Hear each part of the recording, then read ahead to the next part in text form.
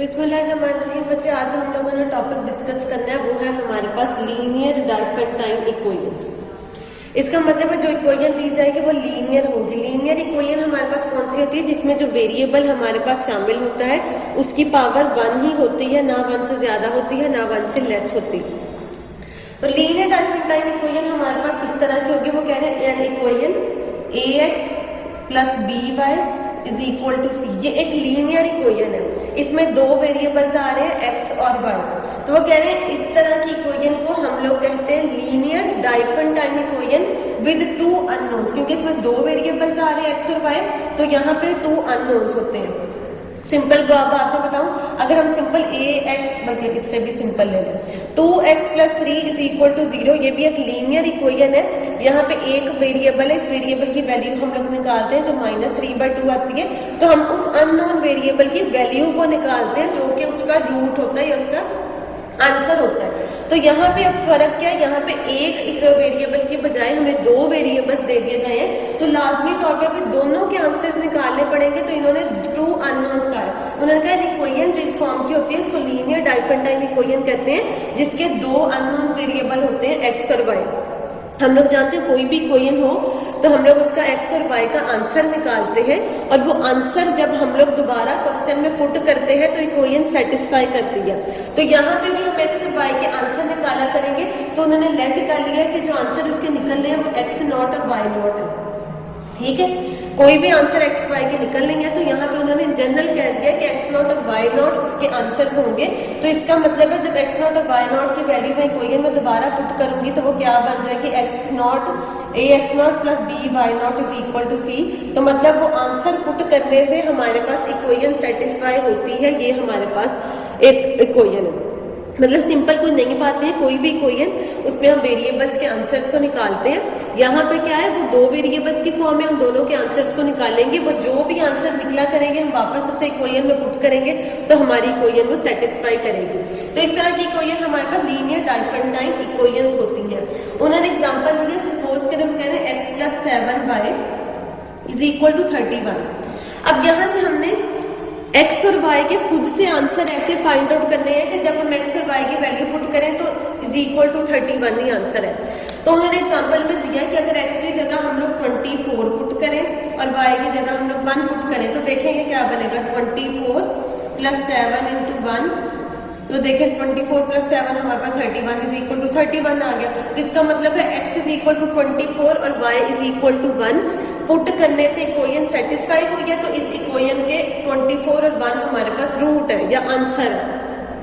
दूसरा उन्होंने एक और दिया कि x की जगह अगर 3 पुट करें और y की जगह अगर 4 पुट करें, तो देखते हैं x की जगह 3 पुट किया, y की जगह हम लोग 4 पुट करेंगे तो 3 28, तो ये दोबारा से देखें 31 आ गया। तो देखिए जरूरी नहीं है कि सोल्यूशन एक ही एग्जिस्ट करता है। देखें इक्वेशन एक थी, उसके लिए ये सोल्यूशन भी एग्जिस्ट कर रहे हैं, उसके लिए ये सोल्यूशन भी एग्जिस्ट कर रहे हैं। और नेक्स्ट उन्होंने और एग्जांपल दिया कि अगर x की जगह 17 और y की जगह 2 पुट करते हैं तब भी ये सेटिस्फाई होगा। तो एक ही सोल्यूशन के हमारे पास देखें कितने ज्यादा आंसर्स निकल आए। अभी तो 3 निकले, अगर हम लोग इसको सॉल्व करते जाए तो हमारे पास और ज्यादा आंसर्स भी निकल आएंगे। ठीक है, तो इस तरह कोई भी इक्वेशन दे दी जाए उसके मोर देन 1 पॉसिबल सॉल्यूशंस हमारे पास निकल सकते हैं। दूसरी एग्जांपल उन्होंने एक और इक्वेशन की दी है जिसमें उन्होंने कहा है 15x plus 51y is equal to 14। पिछली मैं दोबारा से जरा लिखूं, इसमें आप लोगों को एक और बात भी बताऊं। देखें जब इक्वालिटी के उस तरफ वाली चीज ग्रेटर होती है ना तो वो बनाना आसान होता है। हम ग्रेटर नंबर्स को बना सकते हैं कोई चीज मल्टीप्लाई वगैरह करके। अब जरा इस वाली एग्जांपल में देखें, हम ऐसा x और y की जगह क्या पुट करें कि वो 14 आंसर हमें दे। छोटा आंसर तो हमें, क्योंकि अगर सिंपल अगर मैं यहाँ पे x और y को सबसे छोटी वैल्यू 1 भी देती हूँ फिर भी 51 और 15 ऐड होके 14 तो कभी भी नहीं बनना। तो छोटा आंसर बनाना बहुत मुश्किल होता है, वो बनता भी नहीं है। तो कुछ इक्वेशंस ऐसी भी होती है जिनका कोई सोल्यूशन एग्जिस्ट ही नहीं करता, तो इसका कोई सोल्यूशन नहीं है, क्योंकि x और y सबसे छोटी वैल्यू भी पुट करने से इसका आंसर 14 किसी सूरत आने वाला नहीं है। तो हमें दो तरह की इक्वेशंस यहाँ से मिली। एक इक्वेशन इस तरह की थी जिसके मोर देन 1 आंसर थे, और कुछ इक्वेशन हमने ऐसे भी देखी जिसका कोई सोल्यूशन एग्जिस्ट ही नहीं करता। तो लीनियर डाइफेंटाइन इक्वेशन ऐसी इक्वेशन हमारे पास हुआ करेगी जिसके इक्वेशंस के या तो इनफाइनाइट सोल्यूशन सॉल्यूशंस होते हैं या तो उसका सोल्यूशन होता ही नहीं है। तो दो पॉसिबिलिटीज है, या तो एक से ज्यादा सोल्यूशन निकलेंगे या तो उसका कोई सोल्यूशन हमारे पास निकलेगा ही नहीं। इसी का उन्होंने आगे फिर हमें थ्योरम दिया हुआ, पहले मैं थ्योरम आप लोगों को स्टेटमेंट में बता दूं क्या उन्होंने कहा है। डी हमारे पास कोई जीसीडी है ए और बी का, एक लीनियर डाइफरेंटाइन इक्वेशन है A X plus B Y is equal to C, वो सॉल्वेबल होगी if and only if D divide करता हो ए को। पहली चीज क्या है, दो इंटीजर्स है उनका जीसीडी हमें डी बता दिया, वो लीनियर डाइफरेंटाइन इक्वेशन है, वो सॉल्वेबल का क्या मतलब है, उसका सोल्यूशन एग्जिस्ट करता है। तो इसका मतलब इसका कोई ना कोई आंसर एक्स और वाई का निकलेगा इफ एंड ओनली अगर वो जो जीसीडी है वो डिवाइड करता हो ए को। सोल्यूशन तब निकलेगा जब डी डिवाइड करता हो ए को। एक तो ये चीज हमने प्रूव करनी है। फिर उन्होंने कहा है आगे एक्स नॉट और y not is particular solution, कि इनका एक्स और वाई का सोल्यूशन कोई ना कोई तो निकलना है, जिस जब हमने कहा वो सॉल्वेबल है तो कोई सोल्यूशन तो निकलेगा। अगली बात वो करें लेट करना है कि एक्स नॉट वाई नॉट भी इसका सोल्यूशन है। अब उन्होंने ये एक सोल्यूशन खुद ही बता दिया कि एक्स नॉट और वाई नॉट इसका सोल्यूशन है, तो हमने एक्स डैश और वाई डैश जो वैल्यूज दी हैं ये निकालेंगे, तो बात की बात है निकालना। पहले तो हम इस चीज को सॉल्व करेंगे। हमने प्रूफ क्या करना है कि ये इक्वेशन सॉल्वेबल है अगर डी डिवाइड करता है ए को। तो देखिए जरा, हमने कहा कि इसका कोई ना कोई सोल्यूशन एग्जिस्ट करता है। अब क्योंकि हमने सॉल्वेबल बताना है तो लेट कर लेते हैं। पहले एक चीज लेट करते हैं कि ये सॉल्वेबल है और डी फिर डिवाइड करता होगा ये आंसर आएगा, फिर डी डिवाइड करता हो ए को, इसको लेके चलेंगे और ऑपोजिट बात प्रूव करेंगे। पहले कह देते हैं A X plus B Y is equal to C, हम कह देते हैं हमारे पास क्या है सॉल्वेबल है। अगर वो सॉल्वेबल है इसका मतलब कोई सोल्यूशन एग्जिस्ट करेगा, तो लेट कर लेते हैं उसका सोल्यूशन जो एग्जिस्ट करता है वो एक्स नॉट और वाई नॉट है। ठीक है, हमने खुद ही कहा, उन्होंने बेशक हमें बाद में भी बताया हुआ, हम भी खुद ही यही ले लेते हैं एक्स नॉट वाई नॉट इसका कोई सोल्यूशन है। अगर ये इसका सोल्यूशन है तो इक्वेशन को सेटिस्फाई करेगा A X not B Y not is equal to C. अगर ये सोल्यूशन है तो उसको इक्वेशन की जगह हम लोग लिख सकते हैं। ठीक है, दूसरी चीज उन्होंने हमें कही है कि डी ए बी का जीसीडी है, तो बाय डेफिनेशन जीसीडी हम लोग कह सकते हैं डी डिवाइड करता है ए को, डी डिवाइड करता है बी को। तो by divisibility a is equal to r d, b is equal to s d, हमने कोई से भी डिविजिबिलिटी के लिए इंटीजर्स ले लिए। अब ये ए और बी की वैल्यू हम इक्वेशन नंबर 1 में अगर पुट करें तो हमारे पास ये क्या आएगा, वो हमारे पास बन जाएगा ए आर डी, एक मिनट ए क्यों लिख दिया हमने, R D X not plus S D Y not is equal to C. D के यहाँ से कॉमन आएगा तो आ जाएगा R X not plus S Y not is equal to C. तो देखेंगे सारे इंटीजर्स अंदर वाले इंटीजर्स को निग्लेक्ट करें तो बाय डिविजिबिलिटी हम लोग कह सकते हैं डी डिवाइड करता है हमारे, सॉरी मैंने क्वेश्चन ही गलत लिखा है यहाँ पे, डी डिवाइड करेगा सी को, ये है क्वेश्चन। तो देखें डी ने डिवाइड कर दिया सी को, यही चीज हमने प्रूव करनी थी कि अगर उसका कोई सोल्यूशन एग्जिस्ट करता है तो वो सॉल्वेबल होता है डी डिवाइड बाय सी। अब इसको इनवर्स वाले प्रूव करवाने के लिए कोई नई चीज नहीं करनी, आप लोगों ने यही जो काम सारे का सारा किया उसमें इफ एंड ओनली इफ वाला सिंबल बस लगा देना। उसका मतलब क्या होगा कि यही काम जब हम लोग इनवर्स प्रूफ करेंगे तो हमारे पास होल्ड कर जाएगा, तो हमारे पास ये आंसर आ गया, यहाँ तक हमने क्वेश्चन को सॉल्व कर लिया। अब दूसरी चीज हमने एक्स डैश और वाई डैश की वैल्यूज निकालनी है, वहां पे आ गए।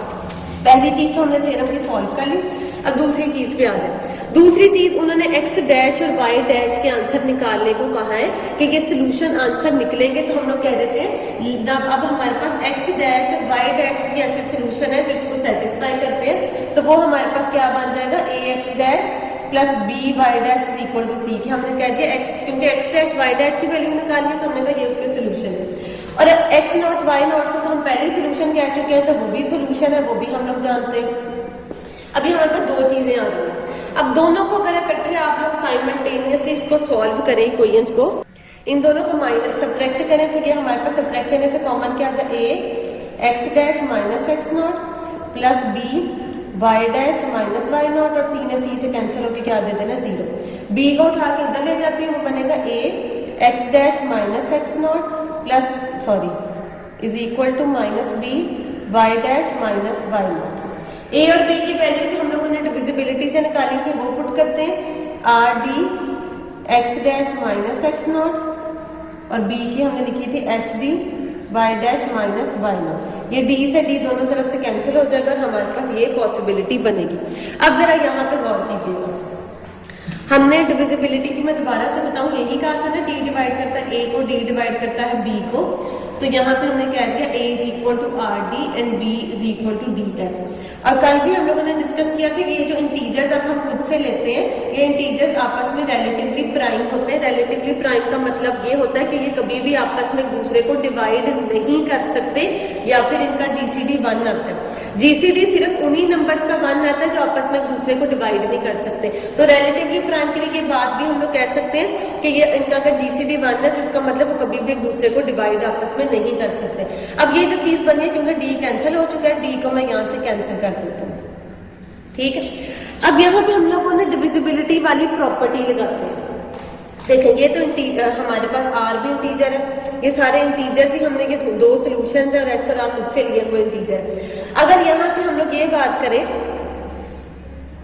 कि हम इसको इंटीजर के तौर पे रख लें और बाय डिविजिबिलिटी इसको अगर निगलेक्ट कर दें, तो इसका मतलब है हमारे पास माइनस एस डिवाइड करता होगा x dash minus x not को। यही डिविजिबिलिटी की होती है कि जब हम लोग इंटीजर को लिखते हैं तो अगर मैं उस इंटीजर को निगलेक्ट कर देती हूँ तो दोबारा से वो डी डिवाइडेड बाई ए लिखा जाता है। तो यहाँ से अगर इस इंटीजर को मैं निगलेक्ट कर दूं तो इसका मतलब माइनस एस डिवाइड करेगा बाकी दूसरी वाली चीज को। हमने कहा होगा कि एस और आर तो हमारे पास रिलेटिवली प्राइम है, वो तो कभी भी एक दूसरे को डिवाइड नहीं कर सकते। तो इसका मतलब है एस इसको आर को डिवाइड नहीं करता होगा, सिर्फ फिर ये साथ वाली चीज को डिवाइड करता होगा। तो हम यहाँ पे लिखेंगे एज एस और आर रिलेटिवली प्राइम है तो सिर्फ माइनस एस फिर किसे डिवाइड करता होगा, x dash minus x not को, वो कभी भी आर को डिवाइड नहीं कर सकता। यहाँ पे दोबारा से डिविजिबिलिटी की अगर डेफिनेशन लगाएं तो x dash minus x nought is equal to minus s को कांस्टेंट ले लेते हैं इंटीजर टी। ये हमारे पास आएगा एक्स डैश की वैल्यू निकालनी है तो एक्स डैश आ जाएगा x not minus S T, और एस की वैल्यू हम लोगों ने क्या कही हुई है, यहाँ से देखिएगा जरा, यहाँ से अगर एस की वैल्यू निकालनी हो तो वो क्या आएगी बी ओवर डी। तो यहाँ पे वैल्यू पुट करें तो ये आ जाएगा b over d into t, ये एक्स डैश की वैल्यू आ गई। यही हम लोगों ने प्रूव करनी थी, अभी सिर्फ एक्स डैश की वैल्यू आई है। सिमिलरली इसी प्रोसेस को सॉल्व करते हुए अब हम लोगों ने वाई डैश की वैल्यू भी निकालनी है। अब देखें यहाँ से हमने पहले एस वाले के साथ को इंटीजर रखा था, डिविजिबिलिटी लगाई थी। नेक्स्ट वाले में हम आर वाले के साथ वाले को इंटीजर रखते हैं और डिविजिबिलिटी की डेफिनेशन लगाते हैं। वो क्या फिर हमारे पास बन जाएगा कि भाई आर डिवाइड करता है s y dash minus Y nought को। अब माइनस को लेने की जरूरत नहीं है, माइनस सिर्फ एक केस में लेना, या तो एस वाले के साथ ले लीजिएगा या आर वाले के साथ ले लीजिएगा, क्योंकि हम पिछले वाले केस में माइनस ले चुके हैं तो इस वाले केस में माइनस को लेने की जरूरत नहीं है। दोबारा से क्योंकि आर और एस तो रिलेटिवली प्राइम है, आर कभी भी एस को डिवाइड नहीं कर सकता, तो दूसरी पॉसिबिलिटी क्या है कि आर फिर सिर्फ किसको डिवाइड करता होगा, y dash minus Y nought को। दोबारा से डिविजिबिलिटी की डेफिनेशन लगाएं तो ये हमारे पास आ जाएगा Y dash minus why not is equal to R को इंटीजर टी। तो ये हमने वाई डैश की वैल्यू निकाली है, Y not plus R T आ जाएगा। आर की डेफिनेशन इधर से निकालें तो हमारे पास क्या बनेगी, y dash is equal to y not plus a over d t. यही हमने प्रूफ करनी थी एक्स डैश और वाई डैश की वैल्यूज।